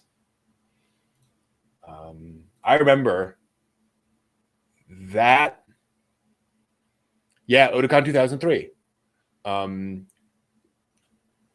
It felt like half the cosplayers were Naruto cosplayers. Yeah. They just took over. It was crazy. That was like that in my first Otakon in 2004. It was like it was just all that, and I was just like, okay, yeah, what's going on? I don't get it. I don't understand. But so actually, come to think about it, that is actually another series that I never got into. Like, I tried watching a couple episodes, and what I know of Naruto, I know from Naruto Linkin Park AMVs. So that's that's the standard. And actually, it must have been 2004 because I'm sure Naruto didn't come over here until 2000. For another year and a half. Probably. It must have been the 2004. Yeah. Well, a year later, after that premiere in Japan, we got the premiere of Full Metal Alchemist. Yeah. You still haven't seen it, right? I've seen the first 3 or 4 episodes. Okay, and which one? Brotherhood or the other? The original. One? The original. Okay, yeah. Which is kind of ironic because Brotherhood's the original, and that's right. Yeah. Where do you think Full Metal sits in kind of the pantheon of franchises now?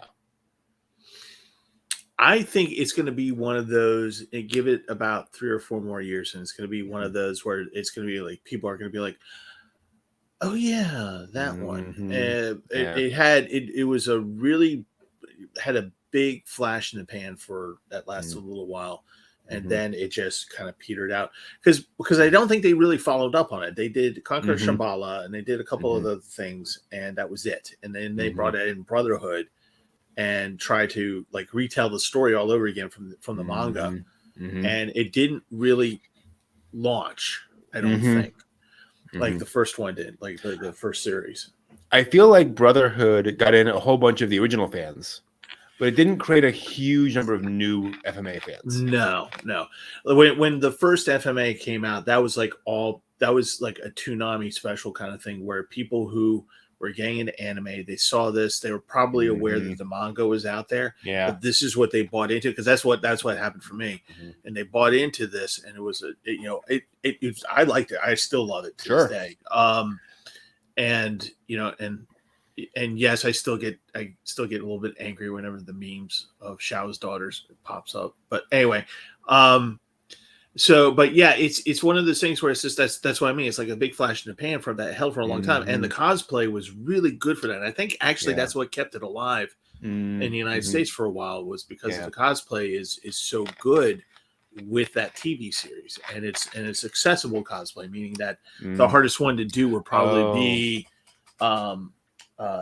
Edward Al. Al, sorry, Al. With the armor, but even so, people have fun with that. And but yeah, it did not have the staying power that a lot of other series has. Like Cowboy Bebop is really only the one season in a couple movies. But people are like, Cowboy Bebop, yes, but with Full Metal, people are just like, or like me, are just like, yay, but it's not that guttural response to it.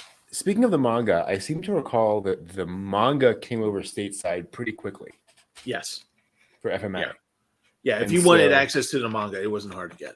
Yeah, and that seems to be one of those things where if you're into FMA the anime, you could then go and read the manga, get into the manga, go down that way, which helped keep it around for a little while longer compared to all the other shows coming out at the time. Yeah, and the I think it just kind of helped it stick for a little bit. Yeah, I think whenever anybody's going to think of MFA, of Full Metal Alchemist, I think they're going to think of the first series and immediately think of Trigun, because they both came out on Toonami about the same time. I think one was right before the other.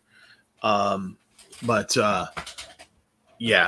Trigun, talk about a series that was small and still just like keeps on going somehow. Yeah. Ooh, can't wait for that one. Yep. That reboot. Yeah. Yeah, that was beautiful animation. Yeah. For those of you who don't know, at Otakon they actually gave us a little teaser, like really small teaser of the animation, and it looks good. It looks good. Yeah, that's going to be an experience. Yeah. That's all the anime history for this week. Thanks for watching. See you next week. No, that's not what I wanted. There we go. That's what I wanted. That's what I wanted. Right there. All the monies. And you're right, John, in chat. Yeah, for Robotech, all they had was the video. They had no audio tracks. They had no sound effect tracked. They had to recreate everything from scratch for Robotech. So what you hear is very different than what they had over in the Macross. I have seen original Macross all the way through, and I gotta be honest, it's not that different. Like obviously they changed some things around, but in terms of like following the plot, it's like, yep, that's the same things, that's the same characters. More blood. Yeah. More people getting blown apart, but Hunter. Rick. Oh, you know what just popped in my head just now for stories getting the anime treatment. I think Hayao Miyazaki should do like Treasure Island, like actual. Totally. That would totally be up his alley. Just popped absolutely. I'd pay to see that. Yeah, absolutely. And he already worked on Animal Treasure Island, so he knows it. That would work. But yeah, Macross. God, what's funny about Macross and Robotech is that when I first started watching it, I was horribly confused because after a while, I was watching Macross and I was watching Robotech, and I was the same thing, right? And I'm like going, wait, what? Hey, isn't this the same? Wait, what? I don't. And then someone had to sit me down at a Comic-Con and go, no, this is what this is, and this is what that is. And I'm like, I'm so confused. Yeah, I'm glad it was too adult for me at the time. I can come back to it later with an adult's perspective and understand the very serious elements of Lin May and all that stuff. And Dan, you're absolutely right. Say what you will about Colin Maycheck, it's a miracle that show got made at all. There's all the things conspiring against Mac Ross to make it over to America, plus the other ones. It's like that we're lucky we got it. Then he managed to perform. Kind of nuts. You see how far we've come. It blows my mind the amount of anime that's like on television now. Yeah, this broadcast, even on cable and such, where you can see these little things here and there. It's like, oh, okay, yeah, this is a thing you can now get around or get access to. God, let me break out the Walker and describe. Back in my day, our anime section in the Blockbuster, which doesn't even exist anymore except for one store, was this big. Mm-hmm. We had to go to Sam Goody and buy disc 5 out of 28 in order to get what we wanted. We didn't even know what was going on. We just bought it. Had discs. Luxury. Yeah. Luxury. I had the VHS. I had to get it on Betamax. VHS, luxury. We had 8mm film reels. And we, God. Dear. Anyway. Should I ask the question? Up to you. What did we learn on the show tonight, Brent? That went really creepy, really quickly. I couldn't make up my mind where I wanted to go. So my voice went. So we went with it. A blue girl, all of a sudden. Anyway. We don't. Oh no, that has been into a live action. Yeah, it's true. Yeah. We don't need that. No, we already got that. Yeah, so too late. Yeah, it's been done. Yeah, too late. Oh boy, can't unsee that. I've learned there's lots of fodder for anime adaptations. Oh god, yeah. And for non-anime adaptations, actually. I've learned that there are many different things I now really want to see that will probably sadly never happen. But oh man, yeah, gosh, and I've also learned it's good to take breaks.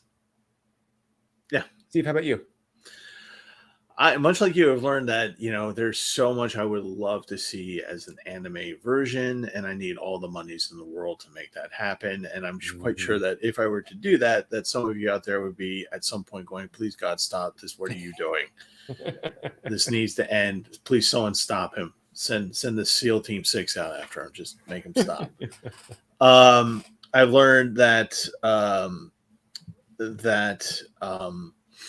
enduring properties never die, truly die. That they live on some way, somehow, in various means. Which kind of the last thing that I learned, which means that anime is no longer the thing that we have to search for. The anime is the thing that we can now choose from. And that's kind of nice to have these days, especially when you grew up in the time where you had to search it. Yep. Absolutely. Yeah, I mean, I want to double down on that. Geekdom for a long time was kind of defined as love of things that are hard to find anymore. Right. Yeah. Where you loved these sci-fi novels, these fantasy novels that were not in print, maybe that were you had to track down at a convention somewhere, where you kept it alive. Yeah. It was dead. You were keeping it alive. Yeah. So you were doing the chest compressions. Please don't die. So yeah, we are blessed to live in a time when we have ready access to so much of this stuff, and it's just kind of at our fingertips. Yeah. It's a good thing. We are going to take another. Speaking of breaks, we're going to take a break next week, and then we will be back the week after to have some fun there, and we will probably be back to Astro Boy. We may be also making a few adjustments to the format. We will let you know about that. We'll still be bringing you weekly dig material every single week. We're looking to just more adjustments to make sure everything kind of works best for everyone. Looking forward to that. So again, week off next week, then we'll be back the following week to look more at Astro Boy, and then move into Gigantor and some of the other great classic anime out there. Indeed. So thank you all so much. Have a great one. Take care. Until next time. Watch more anime. Right. See you later.